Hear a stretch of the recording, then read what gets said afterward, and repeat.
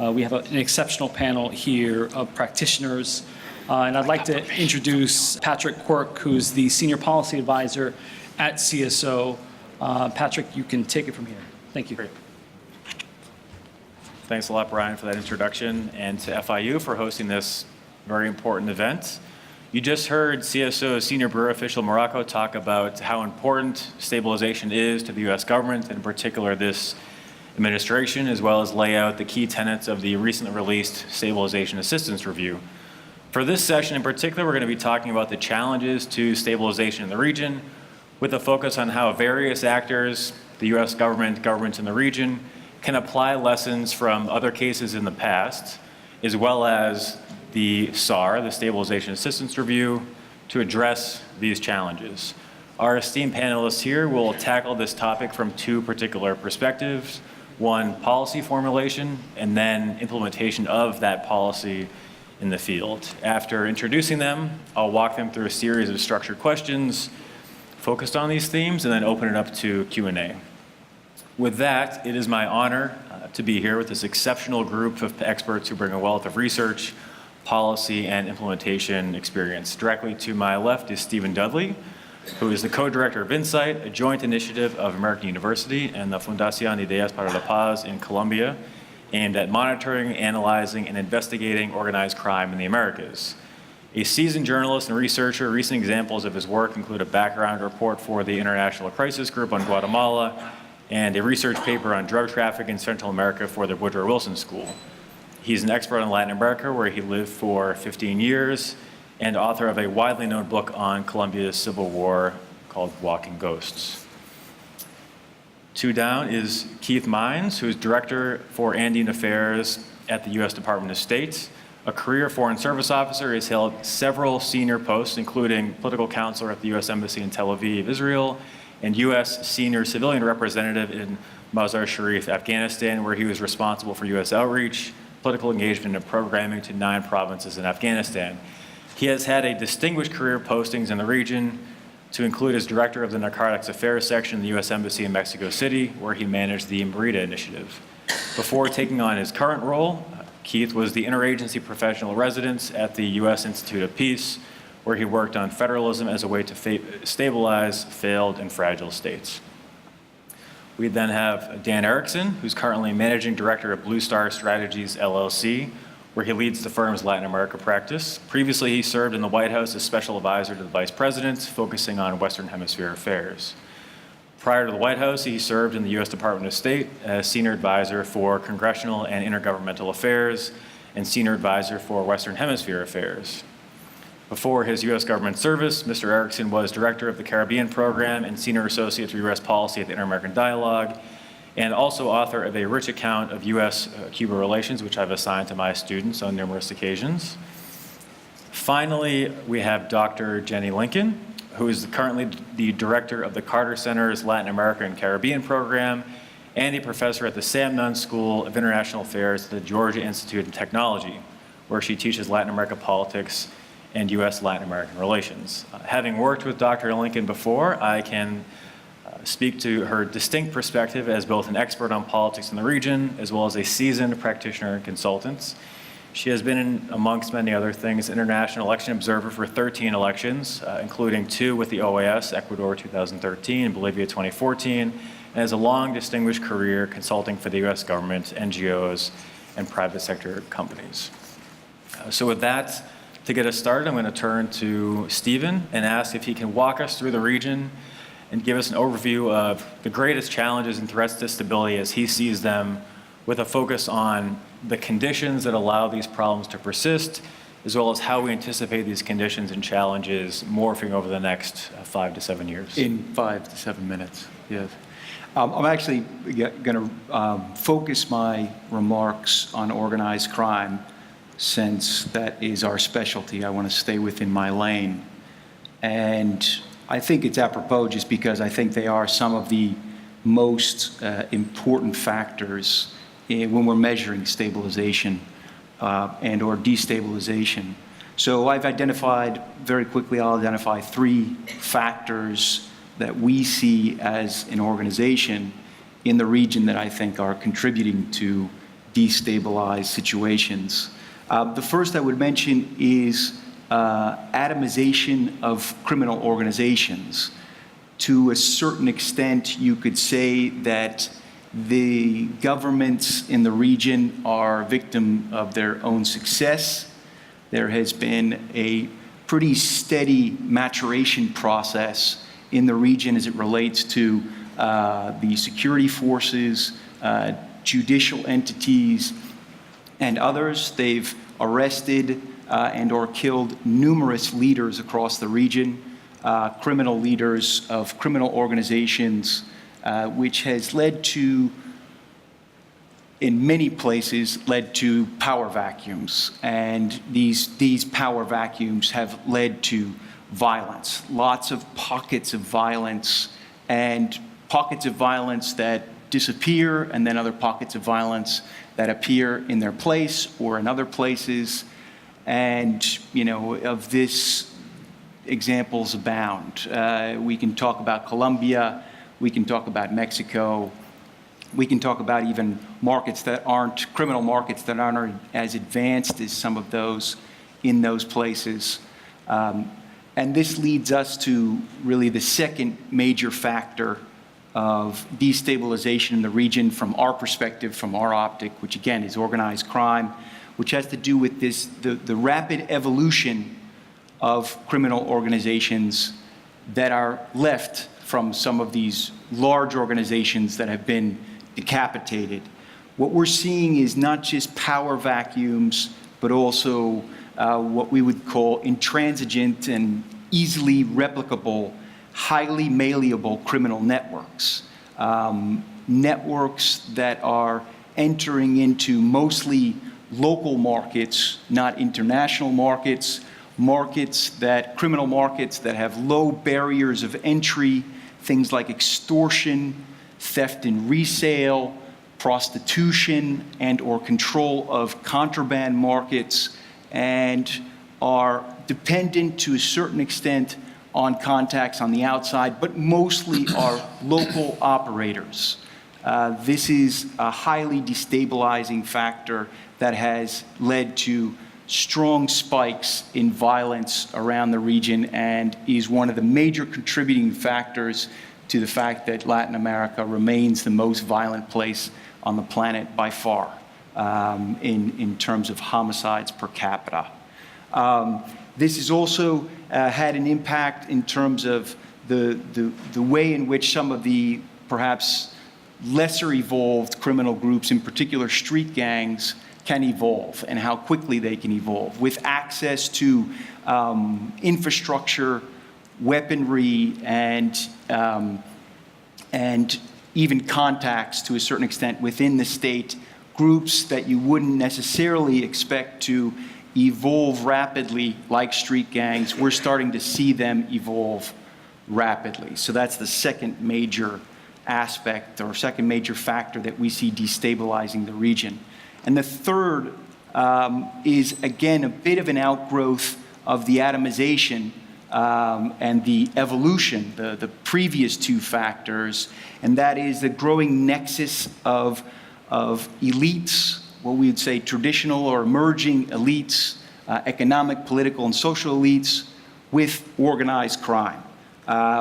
We think that we too often view crime, and especially organized crime, from the bottom up. We often start with the violence in gangs, and that is the most salient and most evident of criminal activities that is happening in our environment, so we focus on that. But we also think we need to think of crime from the top down, because after all, it is these elites that are shaping these societies, these economies, and these governments, and it's these elite who are also realizing that the advances that I referred to earlier in police activity, in judicial activity, and use of judicial tools and other things is also now being turned around to prosecute them.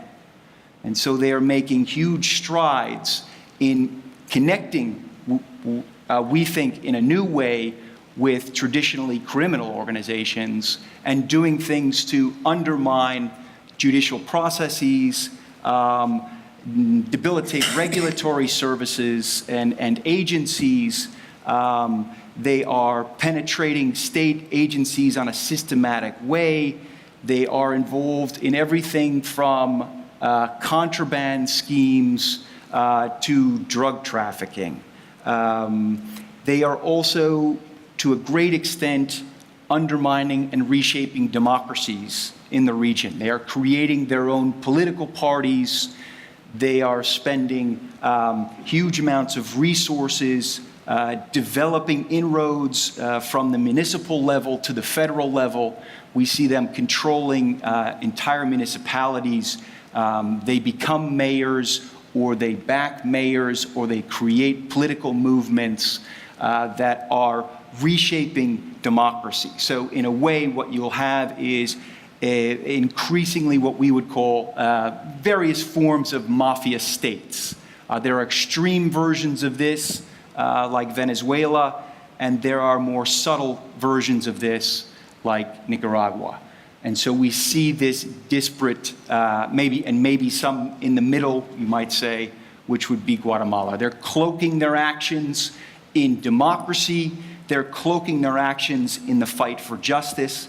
But what they're doing is systematically undermining both of those. And that is a huge destabilizing factor in the region. With that, I'll end it and pass it on to the next panelist. Thanks. Thanks a lot for that overview, Stephen. Appreciate it. Shifting from that scene setter to the policy perspective, turning first to Keith with inputs from Dan.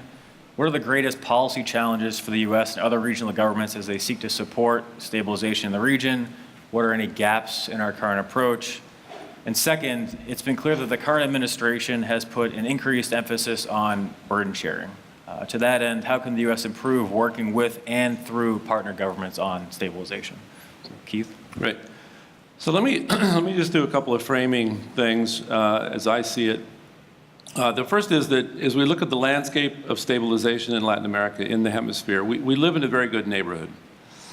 We've got common values, we've got common governing principles, and a common economic framework, which is not true in most of the world, and we truly share our challenges.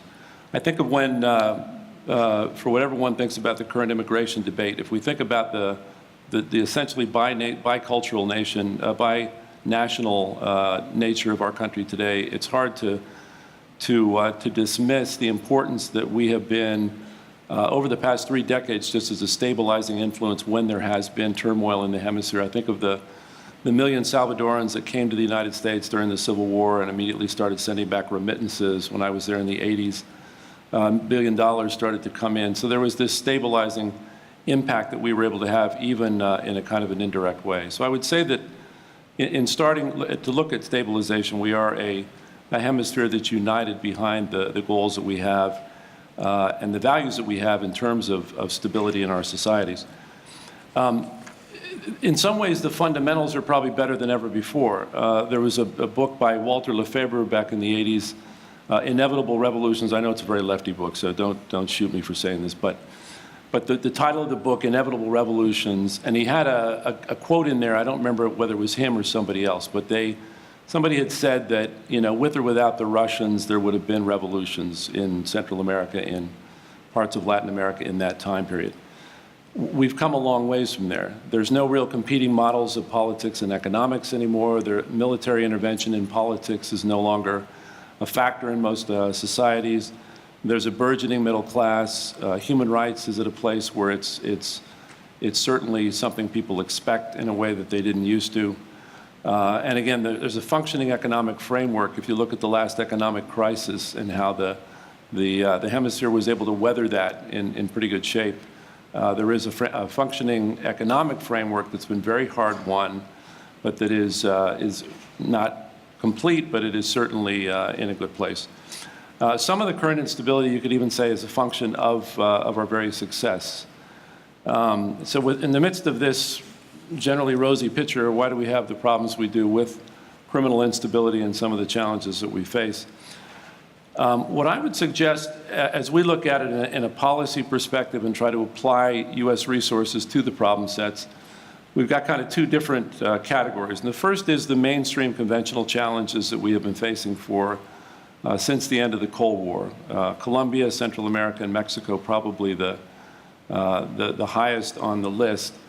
And the model has been and continues to be one of partnership, where the United States adding modest amounts of technology and resources, training and advice to security forces and the judiciary, leads to an output of improved mobility, investigative capacity and forensics, command and control de confianza, and some of the key things that have been helpful in turning the corner in some cases of widespread instability.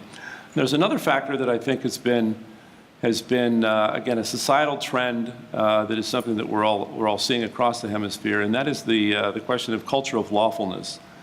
Roy Godson at Georgetown University did a lot of work on this a decade ago that was instilled in a lot of our programs, but trying to make that turning in societies where police are respected, judiciary is respected, and there's a culture of lawfulness of a kind that was often missing.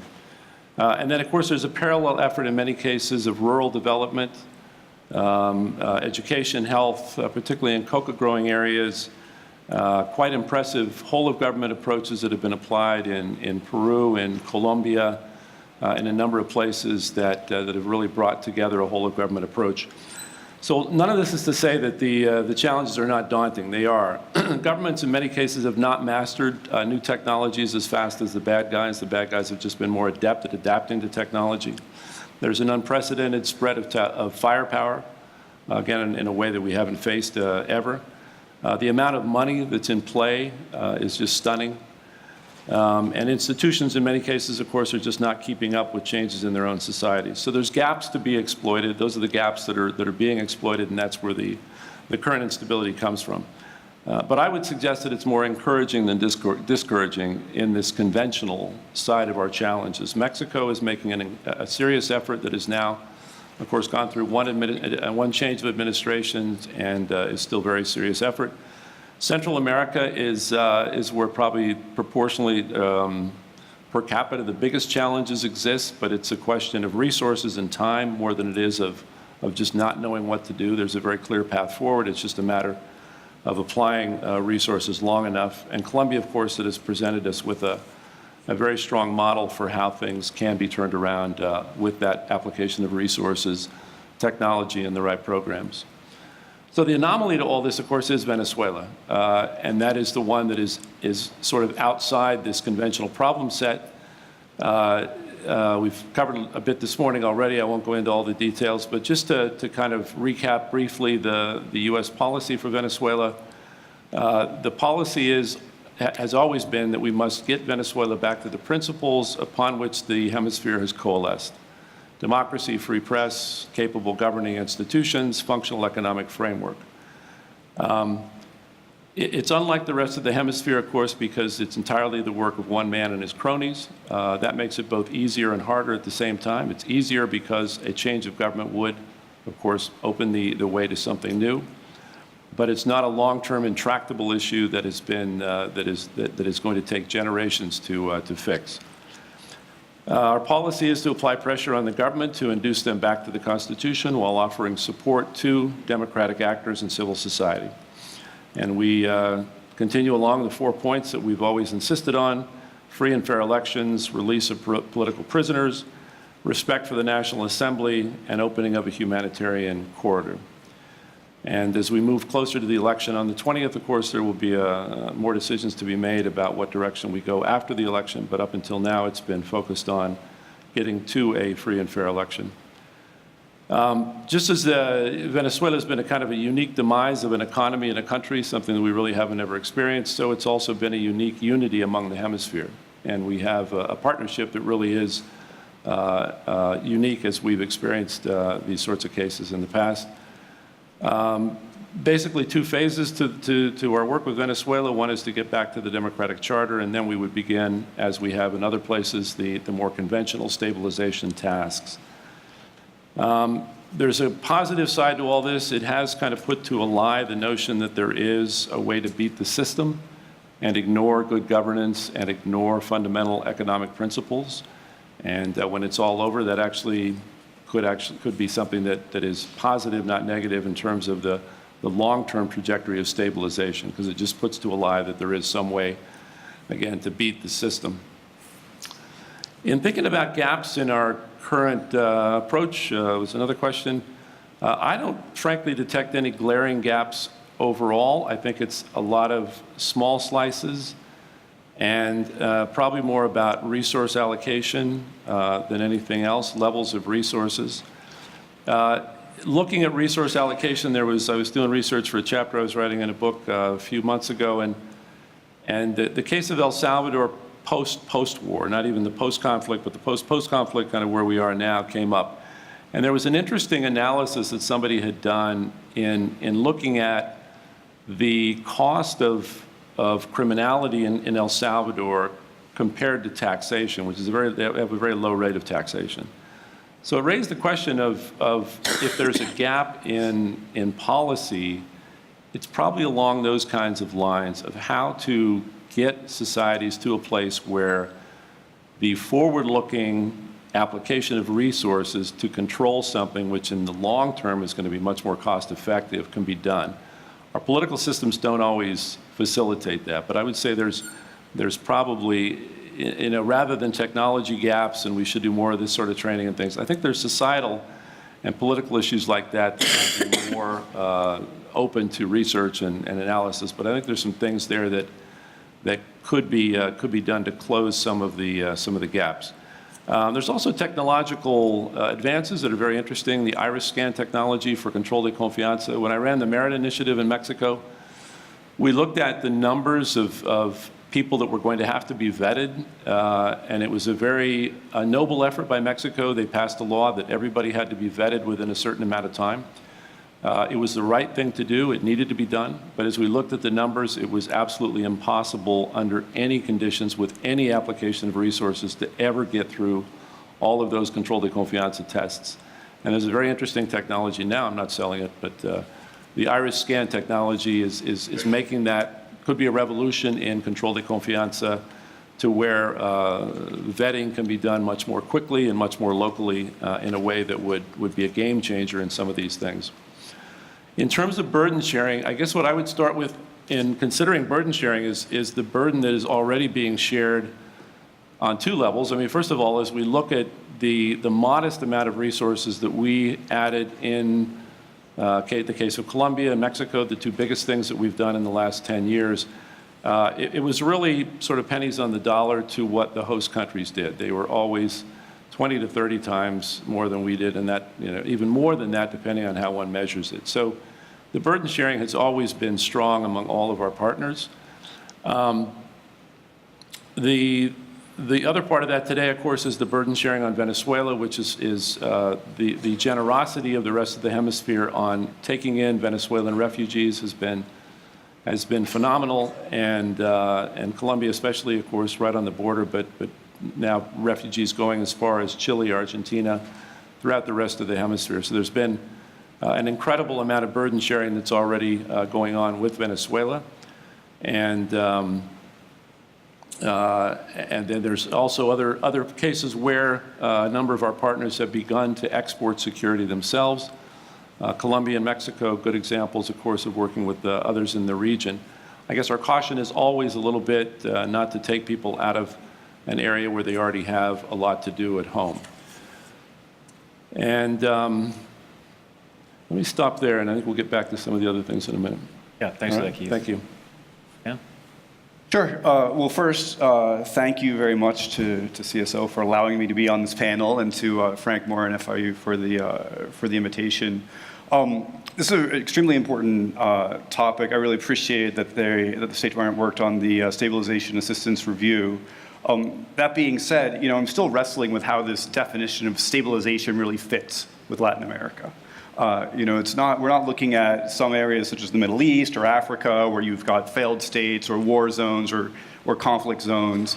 The central paradox of the region, which I think Stephen has pointed out, is that this is a region essentially at peace, yet has one of the highest homicide rates in the world. And so when we're looking at strengthening state capacity, You can do it at the national level or work at the subnational level, but the government, by and large, has to be in the lead and has been in the lead in most cases in the region. And so I think that I don't want to assign any more homework than's already been done, but it might be useful for CSO and the Western Hemisphere Affairs Bureau to put together just a little follow-on report from the big report that you did to say, how is this actually applicable in Latin America? Because aside from Haiti, and I guess Venezuela is the next panel, so we'll learn what the interim government will look like there. But I think that it's a little hard to apply this lesson as a whole. Another thing that, and I'm glad we've talked a little bit about Central America, that might be my main intersection with stabilization in the US government, because I was the lucky fellow that ran congressional affairs for the Western Hemisphere Bureau from the summer of 2014 to the summer of 2015. And my first day on the job, I had to brief 400 Hill staffers about 68,000 migrants from migrant children from Central America that came across the U.S.-Mexico border and into the United States. And that was a time where you really were seeing worsening crime and violence in Central America, in the Northern Triangle, but also just much greater push factors from the region and pull factors or perceived pull factors in the United States. And there was actually a supplemental bill that was put forward at that time to help fund the domestic agencies in the United States that were caring for these children coming across the border. That bill was in the neighborhood, I believe, of $2 or $3 billion. And yet at the time, our total assistance to Central America was $300 million. And so we were planning to pay a huge amount of money to take care of people once they'd arrived in the United States, but we're not actually investing in the structures, in the rule of law, in the security that would have addressed some of the issues that we're driving out of their countries of origin. And I heard, I think, in the remarks by Pete Morocco, that we need to be very wise with the taxpayer dollar. And there's been this notion that floats around sometimes in development assistance, and certainly in Latin America, fund and pray, which is to say that you get the money, you put it into the region, and you hope it all works out, but you don't necessarily have the metrics to judge whether that's happening. And shortly after this child migration crisis, I moved to the White House, was working with Vice President Biden, and he was very, very clear that if the three countries of the Northern Triangle, Honduras, El Salvador, and Guatemala, were to receive additional assistance from the United States to address some of their security issues and development issues at home, that they would have to hit certain benchmarks to do this. And in fact, we ended up producing a bill which was approved by Congress for $750 million in appropriations to the Northern Triangle of Central America. But 75% of that money was tied up on conditions and benchmarks the Central American governments would have to hit before they could get the money. And this was extremely controversial. It was the Central American governments themselves were a little skeptical of it. My own home agency, the State Department, didn't particularly like it because it made it much harder to get the money out of Congress because we had to establish these benchmarks. But it didn't create an incentive system that meant these countries had to get much more serious about showing results around basic issues like tax collection, anti-corruption, repatriating migrants, facilitating the repatriation of migrants from the United States to Central America. And it created a new pressure point in those governments as well, where they would work with their Congresses and some of the municipal and local officials to try to move this forward and address those things. And so I think when you're talking about stabilization in Latin America, and I very much appreciate the points that were made about organized crime, but by and large, our partners down there are going to be governments. And there may be areas of instability, but you don't have governments that are vacant or an open conflict where you don't have partners on the ground. And in fact, if you look at a couple of governments that recently have changed leadership somewhat abruptly, I could mention Peru, where I just was a few weeks ago for the Summit of the Americas, or even Brazil in 2016 with the impeachment of Dilma Rousseff. Well, those are both countries that underwent periods of political turmoil, but exercised constitutional processes to change their governments. So it didn't result in any widespread instability. And in fact, if you broaden the aperture beyond just Latin America, into the world. Peru and Brazil are also two of the countries that provide peacekeepers to United Nations peacekeeping missions abroad. And so one other way I think that we can flip the script a little bit on this question of stabilization in Latin America is not just what we, the United States, or we in partner with other donor countries can do in the region, but to recognize that many of these countries have their own capacities and are contributing to the global good and actually a force for stabilization elsewhere. Of course, the best example of this within the hemisphere is Haiti, where you had a UN-led mission that was where you had Brazil, Chile, and Argentina playing very prominent roles for a long period of time. But these countries are also providing peacekeepers outside the region. And so I think that we can see Latin America as much as a partner and even a potential donor as it is somehow a recipient of this assistance. Yeah, definitely great overview. And certainly a good point about tailoring the review to particular regions, which is what the USG is doing right now. It's important to point out that the SAR, the review, clearly states that stabilization is not long-term reconstruction, right? And it clearly defines stabilization as a political endeavor to empower locally legitimate authorities to peaceably manage conflict. So if you take that concept, we feel that it could be applicable to parts of Latin America as well as other parts of the globe as well. One follow-up question for Keith and Dan. From current or prior stabilization efforts in Latin America, where have we seen positive civ-mil coordination? What has worked well, what has not? With an eye toward how those lessons could be applied within Latin America, but other cases globally. I would point to, again, Colombia. I think it was, if not a model, it was certainly a very good but imperfect case of civil-military coordination by Colombia, and then also on our side.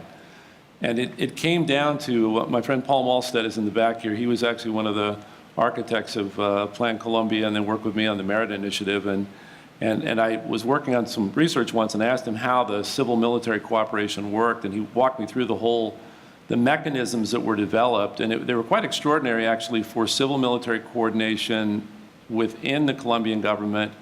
And then the same thing was taken with, on our side, and they paralleled each other. It was actually quite again, a very, one of the unique cases of that sort of cooperation. And then as we linked our teams, they were all linked in the same way. So it was really, I think, both in terms of binational cooperation and in terms of civil-military coordination, probably one of the better ones that we've had. The challenge now in Colombia, as I read it, is going in now to the rural areas. So the whole consolidation of the peace process is getting the whole of government approach into rural areas. And it's just hard because soldiers can always get there faster because you just tell them to go and they go. And all the other people have to be incentivized and induced to go, and it's just a slower process. So that, I think, is the looming challenge in consolidating the peace in many parts of Colombia, where it's just hard to get the civilians to show up. We know all about that too.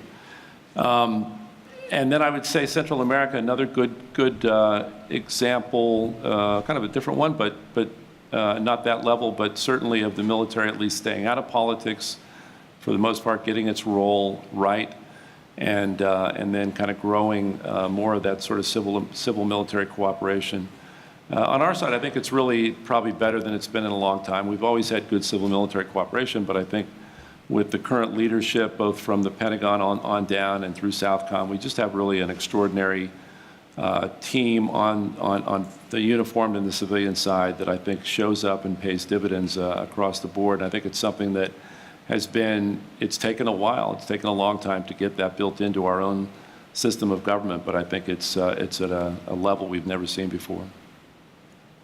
I would endorse those two examples. I also think that Haiti provides an interesting construct because you did have a number of South American countries in the lead there in the UN mission for a number of years. And as some of you probably recall, they were actually planning to scale back that mission in 2009, 2010 when the earthquake happened, and then basically reinvigorated the need for this presence.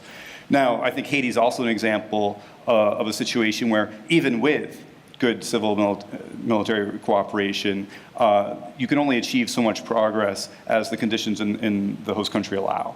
And so while Haiti, I think, has some very positive lessons for the international community and for the regional community, clearly there are many challenges that remain there. Colombia, Haiti, two examples which I think evidence the point that the conversation around stabilization still very much is relevant in the region. A nice segue to Dr. Lincoln. We've talked a lot about the role of governments in stabilization. From your perspective, what gaps remain that we can lean on our external partners to fill for research, analysis, and implementation related to this? And as Senior Bureau Official Morocco stressed, coordination with NGOs, and in particular the private sector, is essential to effective stabilization. What are the potential ways in which to improve this type of coordination moving forward? Well, thank you very much, Patrick, and thank you for the opportunity to be here and to share some thoughts from the non-governmental organizations side of things. And as I reflect on what we've heard so far, I will suggest that I think things have improved over the years. Granted, I have a few decades in this now, but when we talk about gaps and coordination and communication between the government and the non-governmental organizations, I see that it has improved tremendously since I began this 3 decades ago. And there is communication. I think it can be improved, but in terms of the gaps, I'm not sure it's gaps. I would look at it more in terms of what do NGOs bring to the table for the governments that are trying to work on stabilization. I have a few ideas on this. First, NGOs bring an analysis and an access that sometimes governments don't have. I have a little extra sometimes access inside the communities, inside the countries. Perhaps, depending on the countries, you all know this is different by country, but perhaps access to more sectors in the society or other countries, other governments that are involved and have a more fluid relationship with them. So NGOs may bring to governments more information and more access. I believe the Carter Center is a bit unique in this, in that our access is very unique, depending upon a former president of the United States who has quite a bit of respect worldwide for his human rights stands. And so we do have an interesting small organization with a large footprint. And then many times our calls are returned. And so it gives our government, my government, plausible deniability to work with an NGO, and if something works, great. And if it doesn't work, it's the crazy NGO. So that helps bridge some gaps, perhaps. An example, I think, is working with the FARC. This is a problem right now because there is a legal constraint that prevents USAID entities from engaging with the FARC. The peace accords were signed in November of 2016. It's over a year ago.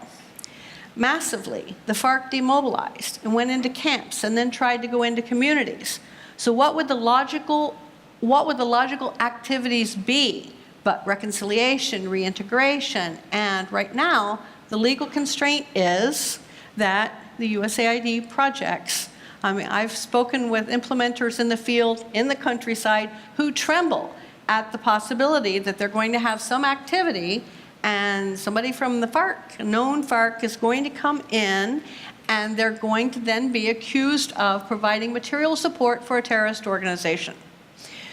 So from that perspective then, an NGO that does not have that legal constraint, that does not have USG money, then can bridge that gap. This is something that in any peace process that deals with an organization such as the FARC is going to have a problem with. The perspectives of long-term engagement. My own experience, and I've never been in the State Department. I'm a State Department junkie going back to the 80s. In one of my next lives, I will be a Foreign Service officer, and I will serve like you. But on this life, I'm dealing with the cards that were dealt. But I have worked in these countries now. I'm working on my 4th decade, and I've seen people come and go. Now, there are wonderful exceptions in this room. Ambassador Ambassador Ayalde, Ambassador Reinach was here. The exceptions in this room with Ambassador Feely's over there, with long-term in and out of the countries in Latin America. But I think, I suspect right now you're the exceptions to what's going to be the rule, with the people going in and out of different assignments. And over and over and over, we meet political officers who have just come from Afghanistan or Bangladesh, and they're learning all about a new country in Latin America. So NGOs can also provide a bridge with some of that information for the rotation that is required by the Foreign Service. The longevity that we have in the countries. To be able to have the background information, to be able to reflect and respond to a flashpoint like Nicaragua is right this minute. A little Nicaragua story that popped up. This week on BBC News, there is an interview, it's about 4 minutes, with a woman named Daisy Zamora. And those of you who know Nicaragua are going to know who Daisy Zamora was during the revolution. Daisy came from an upper crust family, and she's one of the ones who joined the Sandinistas in the revolution in the 70s. In 1979, she was the voice of Radio Sandino, and she was a combatant. She's a poet. She's a lauded poet. She now has shockingly white hair, and it's a wonderful interview of her. The title of it is, I was a rebel, a Sandinista rebel. One of the reasons this jumped out at me this week is that the uprising right now going on in Nicaragua is being led by students, which is a little bit shocking. And the MU-19 group has just formed, the Movimiento Universitario 19. And I looked at the pictures of these young people, and there are young women in there, and I said, which one of you is Daisy Zamora? Now, the difference between MU-19 and Daisy Zamora and the Sandinistas is that Daisy and the young women who joined the Sandinistas had an armed insurgency to join, and the MU-19 does not, which is probably a good thing in the overall scheme of things. But to have this historical knowledge and reflection and to understand the countries is a plus that NGO, people who work in the academia world and NGOs can bring to the governmental organizations. And what I guess I'm alluding to now is I feel that that kind of information and that kind of analysis seems to be much more welcome these days than when I started out back in the 80s. The plausible deniability, the long-term reflection, the involvement, and the willingness for the government to ask. The question was, how do we work? How do we involve NGOs in working and planning and things like this? You ask. You ask. You invite. You do things like this. You engage. Because on the other side, sometimes there is a feeling of not being welcome or not being included. And so I think it's really rather simple. And I really laud, CSO has been very aggressive in reaching out to include people from a wide range of non-governmental organizations, probably much wider politically than anyone could imagine. But that's the way it happens. And I believe that together then, the non-governmental organizations and the governments, I mean, we're all in this together. So I think this is an important thing to look at with looking at stabilization. My last point would be a timing one. And I'll use Nicaragua and Colombia too as examples. On Nicaragua, the timing is now. I'm going to Managua on Sunday only because I can't get there quite this quickly. I'm here now. I've got one more thing this week. The time is now to engage in Nicaragua. It's going to take CSO or USAID or whoever some time to engage, to get the bureaucracy going, to get something in the pipeline. So my advice to NGOs is if you want rapid response, then you also have to have your own either ongoing funding or some kind of, we have even just a little bit of seed funding that I can use to get us started in the event that we look for larger funding down the pipe. Timing is a problem when you're dealing with stabilization, and the requirements are now. Colombia, the issue with Colombia is that, as I mentioned, the peace accords were signed well over a year ago. Now they're going into an election scenario, which is very likely going to result with a new president who has not been a full supporter of implementing the peace accords. So from our perspective as an NGO, we set out immediately with the strategy to stay engaged, no matter who wins, and we've been working on this all along in preparation for the election. Sometimes with the government, it takes some shifting, and especially when you're dealing with Congress, to have a policy handed down to you about what the priorities are and what the implications are of a new government. A non-governmental organization can keep going along a steady course. So that's another reason why it's an advantage for the government to stay engaged with the NGOs, to work with us, and as I said, we're all into this together.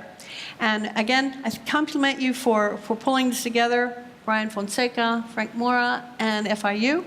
And thank you very much, and I'll be glad to make comments as I go along. Thanks, Jenny, for that really excellent overview of the role of NGOs and assistance in stabilization implementation. You also hit an important point, and that is engagement and diplomacy is critical to stabilization. You referenced the complexities involved with foreign service tours, but I really want to hit on the diplomacy angle and turn back to Keith and Dan as current former diplomats. If you could speak a bit to the role of diplomats in stabilization and how critical that is. Sure. Well, I would say just as the report that you put out says very clearly, the State Department would be the lead agency in these sorts of efforts. I think that's extremely important. And, I totally sympathize with the desire to kind of boil this all down to a science, but it still remains an art, right? And you're going to have interlocutors that you're dealing with in the various countries, in the government, perhaps part of various groups or of factions that are not part of the government, such as in the case of Colombia. And it's really important to build trust, to be able to assess, what their strengths and weaknesses are and needs and desires. And then lastly, if the term of art is burden sharing, well, that takes a lot of diplomacy. Because in some cases, it's going to be convincing a wide range of stakeholders, perhaps in the region, perhaps from outside the region, that the way that in this case, the United States is proposing to manage or assist on a stabilization issue is the way to go. Or maybe we need to make some amendments to that in order to have greater support from the European Union, from the OAS or other entities. And so I think there's kind of a multi-level game here. Part of it is dealing with the country, part is on the multilateral level, and then of course anyone who's dealt with the NSC and any administration knows that a lot of diplomacy is required. Yeah, I mean, both in Washington and in the field, it's a whole government approach. So there's a whole lot of people involved, but certainly state has its piece of it. But that core relationship that state officers make and develop with ministries, for example, that's the glue that holds a lot of this together. A lot of the things that we try to do on a technical side in terms of improving capacity, building out different programs, that all starts with the relationships with ministries. State has obviously got the lead on that from embassies. And then in Washington, the demise of the State Department in policymaking is very overblown right now. There is country by country still very active ambassadors in the field, very active bureaus in Washington that are obviously quite involved in every component, every aspect of policy making. And it's a connection from the embassies up to Washington that is very strong and very essential as we make decisions and then as we implement them. And then there's the essential part of reporting. There's a kind of a feedback loop from good state officers in the field that can add to the reporting from other agencies, but certainly have sometimes that core responsibility just to lay out, for example, in the Colombia case, we just had some very good cables in the last couple of months on the state of the peace accord and what are the vulnerabilities. That is usually, again, interagency reporting where the state officer will pull together the views of the entire country team. So, yeah, I think the kind of framework is often provided by those state officers, both in the field and in Washington, and trying to get to the big picture and identify the places where we have vulnerabilities and opportunities. Thanks for that, Keith. This has been a really rich discussion. Before we turn it back to Q&A, I'd like to thank the panelists for taking the time, providing their insights, sharing their thoughts on how we tackle these complicated stabilization challenges moving forward.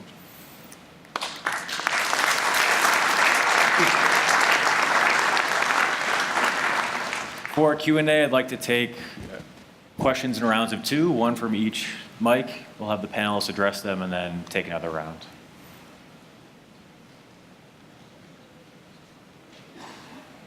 They can't wait to get to Venezuela.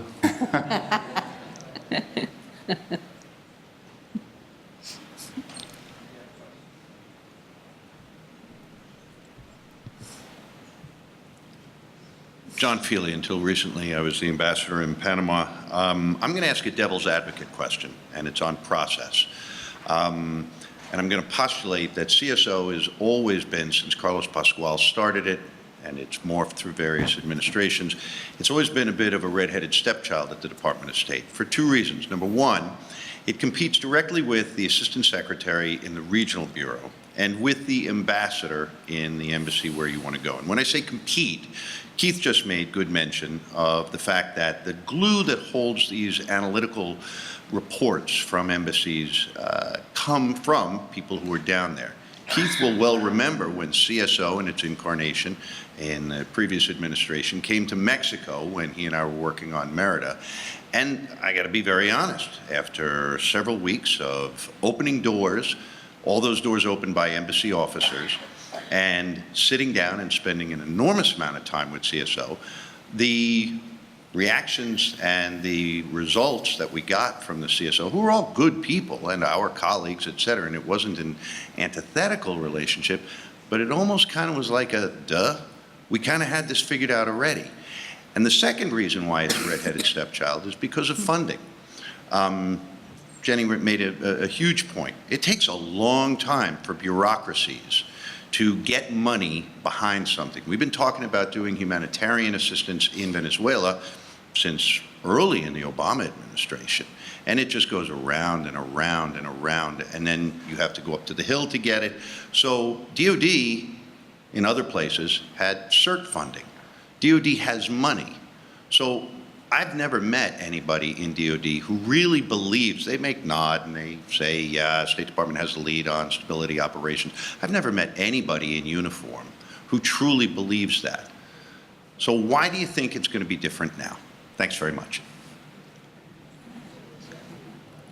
Any other questions to add to that? There are 4 other panelists. You can feel free to query about anything we discussed. Can I come to the defense of CSO? By all means, and I'll address that question myself.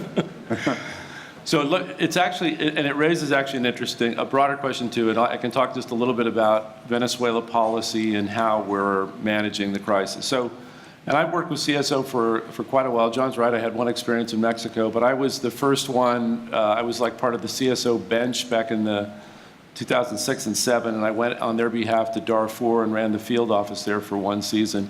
With Eitan Sontag, a very good field officer. So in that experience, it was clear that we had something that didn't exist in the regional bureaus, and that was kind of a capacity and a certain training and ability to go independently work on in a field office in a very remote part of Darfur. So that was one example. That was the field work that CSO has actually gotten away from.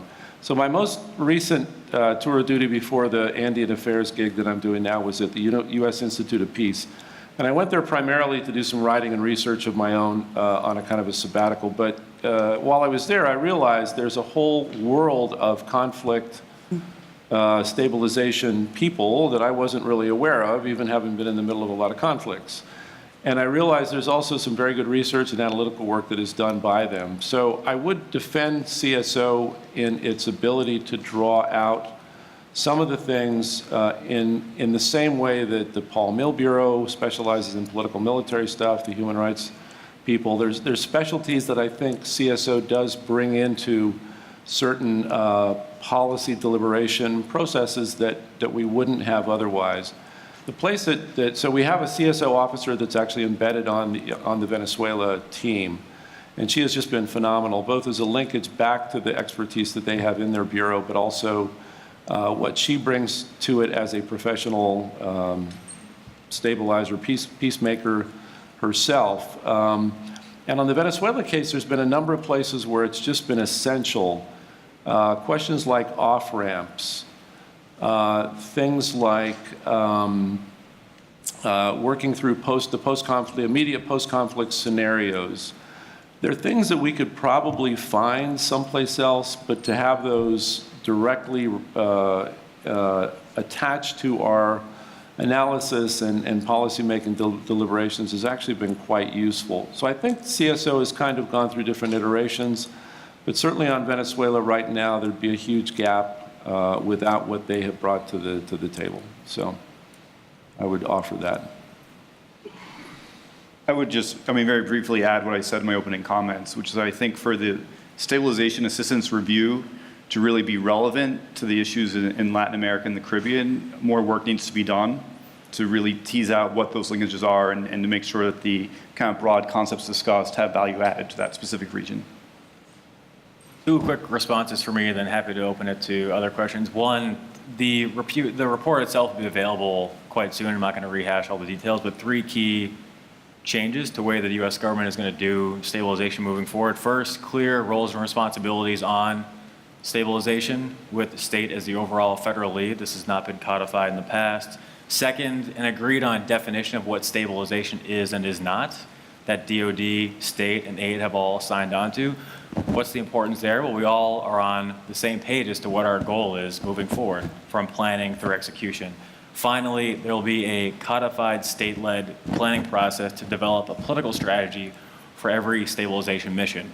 Not, this is our goal, let's have a Christmas tree of activities to support bureaucratic equities. No, this is our political objective we're trying to achieve, backed by evidence, and these are the ruthlessly laid out lines of effort we need to execute to achieve that overarching political objective. Finally, to value add, and Keith did a very good job as to why we're relevant.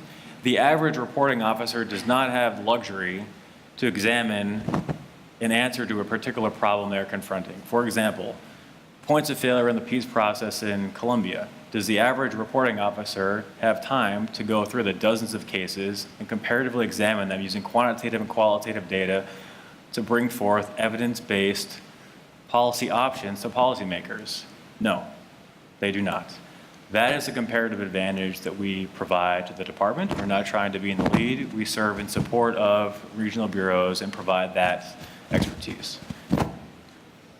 Evan Ellis again. First of all, thanks very much to the panel for the excellent insights. A comment that I want to offer, and then just a question actually directed to Steve Dudley on transnational organized crime.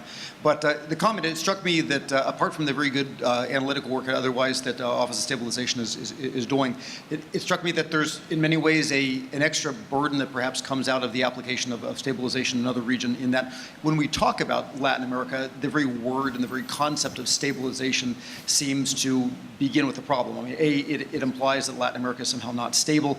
B, it implies that stabilization as opposed to some other thing. And I mean, one could argue that in Venezuela, stabilization of the Venezuelan Maduro regime is the last thing that we want right now. So it struck me that there's a certain, the nomenclature maybe takes us to an uncomfortable place and gets us away from the very good work that the organization does. But I actually wanted to ask Steve if you could elaborate further. I think you said some very, very important things that I think really goes to the heart of part of the crisis in Latin America. And number one, you talked about, and in my own book I go after these things as well, using some of the very good work of your organization. You talked about atomization, the atomization not only within groups in places like Mexico and elsewhere, but the atomization of criminal value chains, whether it's human trafficking or transnational organized crime, and how that is the product of our own work, but in many ways that creates a much, much harder problem. And you talked, of course, also about the micro-criminalization of groups, which once again, if you push groups out of the relatively less violent things like drug trafficking and into the more criminal type of things that gangs in support of cartels do, like extortion, et cetera, that expands violence. So my question is, could you elaborate, where does this take us? And does that new type of atomized and more localized violence, does that require a different type of strategy other than counter leadership targeting and the type of things that we used to do going after big cartels? Should we be shifting our strategy to get out of this mess? Thanks for the question. I think absolutely. I think that's the main point is to begin to analyze this in a different way, and I think this also goes back to this idea of what is stabilization or what is a destabilized region. The problem we have with Latin America is we haven't updated our definitions as it relates to what is war, what is not war. What are the circumstances that create war? And other organizations, Red Cross and others who do interventions like this, UN and others, are also going through this debate, this idea of when can we intervene? And then obviously the partner governments on the other side also have to be amenable to these new definitions of what war looks like. And so I think that part of that struggle is what we're facing in Latin America.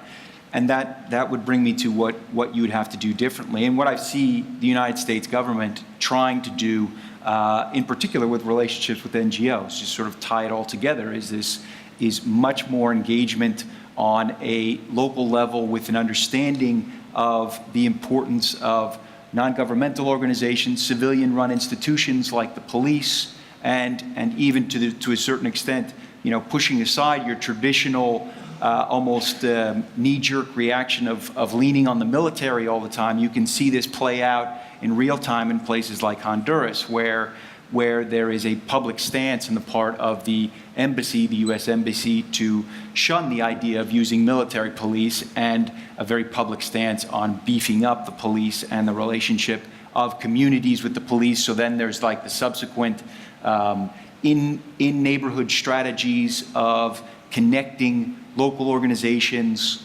who have better ins on these places and connecting them to the institutions that are going to help them reduce what is causing this destabilization on the most micro level. But of course you multiply that, and that's where you get these macro level destabilizations and hundreds of thousands of kids and others on our borders. So, and that is in real sort of concrete terms, that is connecting local organizations or people, interlocutors, with people who are prosecutors, police, and others, so they can resolve crimes, literally resolve homicides, and almost creating kind of ad hoc, what we would call focused deterrence here, where you're looking at the most hardcore of the criminal elements. When you look at a gang and you have 15 to 20 guys, normally there's 2 or 3 guys that are committing most of those murders. So there's a strong emphasis on getting those or removing those criminal nodes, and you see incredible dips in violence in these places. Those are relatively short-term solutions to these sorts of things, but at least it buys them a little bit of time, space, political capital, and other things they need to build upon those small wins. And that's what we're seeing. That's what we're seeing work. What is very troubling is the intransigent nature of these criminal groups and their ability to evolve. And then there's this huge disparity in their in just their maturation. So you have, groups that are they're rudimentary in many regards. And the MS-13, for example, is an incredibly rudimentary criminal organization with regards to its criminal economy. It's not a drug trafficking group. It's largely hand to mouth that lives from extortion to a great extent. But it has, this incredible staying power, which really requires us to rethink why. Why does it have this staying power? So we need to start to rethink, these organizations as maybe not always or necessarily as criminal organizations first, and in the case of a gang, for instance, the incredible power of what identity brings or what being involved with other like-minded youths mean. So maybe we need to start looking at it like a social organization, and that's where, again, you'd bring in, people like who work in the NGO communities, churches, and others. So you need to be creative with regards to these activities as well. So much more engagement on a local level, being creative, and also being open to understanding and seeing these, what we would categorize as criminal organizations, in a new and different way. And then that's the way I think you're going to begin to mitigate their influence on a local level. Any final questions? Sure, please. Okay. This is a question that's kind of it's kind of overall looking at some of the other panels that we've looked at today, as well as your own expertise. It seems that this is more along the Department of State and NGOs, rather than before it was more so the Department of Defense. So I'm a graduate student here at FIU from the Department of Politics and International Relations. And when we are talking about policy analysis there and development of policy, we talk about the difference between hard power and soft power. Hard power being, and this is, I guess, an overgeneralization, but the use of force in kind of a broader context versus soft power, which is more associated with diplomacy and those type of things. So when it comes to the Department of State and the Department of Defense, when you're working on kind of the same sort of issues like stabilization, like security, how do you delineate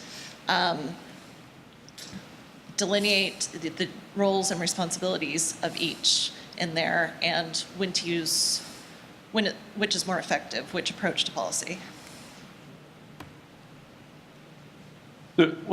As I look at, I just wrote a book about this. It hopefully is coming out in the fall if I can ever get U.S. Naval Institute Press to get the finishing touches to it. But as I look at soft power and hard power as relates to these sorts of things in stabilization, I actually divide it three ways. There's soft power. True soft power is the allure of America. It's American culture, society, the things that we are. And a lot of that is just facilitating people experiencing the soft power of America. That's the International Visitor Leader Program and a lot of these things where people just come to America, see what we're all about, and it usually has a pretty good impact. We had 2 imams when I was in Afghanistan, and we had one of these crazy Quran burning incidents that was ready to happen again. And so we went out and talked to the imams, and we said, look, you got to kind of keep your people under control, because they had one of the real violent incidents with the previous Quran burning. So the Sunni imam said, yeah, okay, I'll probably do it, but just don't take any pictures with me, because then the Taliban will kill me. And then the Shiite guy said, not a problem at all. I went to Kentucky on an IVLP. I saw how you all treat Muslims. They're in a great place. I have no problem doing that. So all we had to do in that case was expose him to the true soft power of America. But as I look at what we do bureaucratically, to me there's hard power, and then there's the soft side of hard power. And the soft side of hard power is the civilian, the INL programs, the training, the police, and all the rest of it. It's not, military force, but it's not our culture either. It's something in between. So I look at that as kind of the soft side of hard power, and I think that's something that we have a harder time mobilizing for all sorts of reasons, and it has to complement the true, in most cases, threat of hard power, because we're not actually going to intervene, but it has to be a step up from where it is. And I think that's something we probably have work to do on, is a more rapid mobilization of the soft side of hard power, if you will, or the ability to build institutions over a long period of time that fill that gap from what the military can't do, but is, a long ways from just the theoretical economics and good governance and all the rest. I would just add to that, if you're trying to balance the role of the State Department versus the Defense Department, it's always helpful to have a Secretary of State. Even better if there's one with the confidence of the President. And I think that that can help to contribute to a better environment for cooperation down the line. With that, I think we're going to wrap up the panel. Thanks again to the panelists for their contributions and for all of you taking the time to be here.